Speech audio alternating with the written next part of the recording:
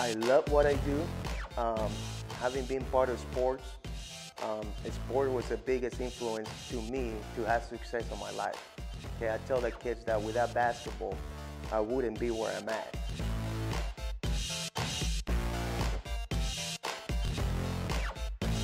So that kind of drives me because I see some of those kids go similar to the same struggles that I went through when I was growing up. So that's my thing. Aside from making them a better person, making them competitive, you know, that drive to succeed through sports is greater sometimes for a lot of these kids than it is in the classroom. I've been here 16 years as an employee, as a former student here. I'm class of 1990. Let's get back to what we used to be. Okay, here's the story, fellas. This is what we did 5 years ago. This is what 8 years ago we used to do. Go ask your cousin, go ask you somebody that played sports here before. They'll tell you how much fun they had when the pride was here, when everybody was participating. Reviving the pride, I think, is the biggest thing that's gonna take place this year and not for many years.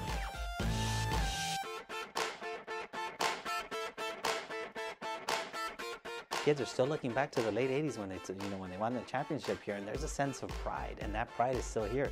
If you show up to a home game at Southgate High School, you will see a lot of athletes, a lot of alumni coming back to support their Southgate Rams, and that's special.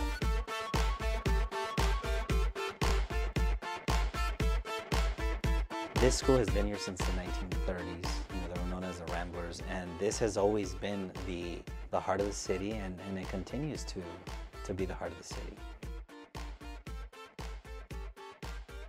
There's this misperception out there that school, that if athletics do not support instruction, but it's connected to everything. If you're part of Southgate Sports, the athletic program, when you put on that jersey, you represent a community, and you set high expectations, and you are part of something very, very special that is never going to go away, and you're going to take with you for the rest of your life.